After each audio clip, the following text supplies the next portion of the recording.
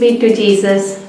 Today's Gospel and Reflection. The Holy Gospel according to Saint Luke, chapter 19, verses 11 to 27.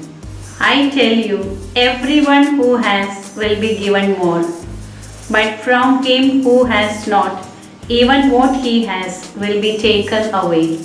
To become popular, one may be tempted to engage in many worldly things. Money is considered as a means to become famous in the eyes of the world. There are many great persons who worked hard and became great in the world. But there are also the chosen ones of God who gave glory to God through their short lives. Jesus, the promised Savior, was almost reaching the end of his earthly ministry. He revealed certain truths to the people, especially about the true discipleship. The parable of the servants is related to the discipleship.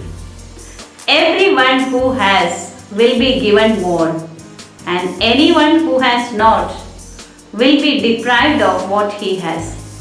It is a contradictory statement. Jesus expects everyone to faithfully discharge the responsibilities entrusted with.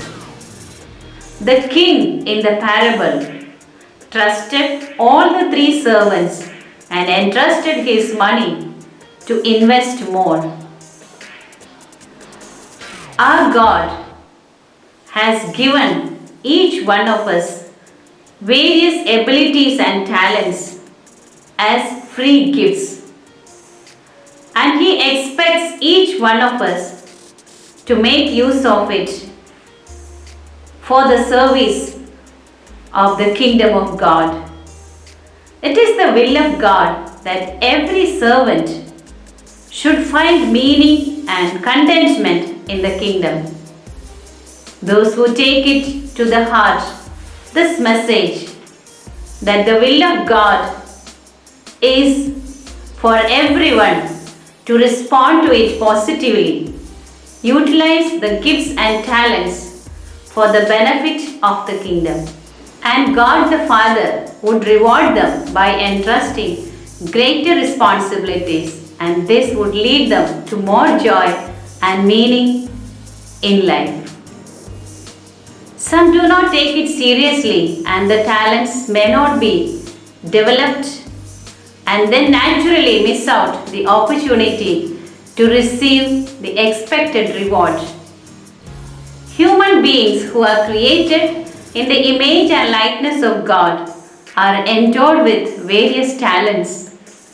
Heaven looks upon every person that he may multiply it and spread the goodness around. What we see around is always the situation. The rich become richer and the poor becoming poorer. This is mainly with the economic aspect. Jesus here mentions the best use of the capabilities as God's gracious gifts. Those who explore more of their abilities, they achieve more, and those who do not would miss out. This parable invites us to an active engagement in the service of the kingdom, using all our talents as God expects from us.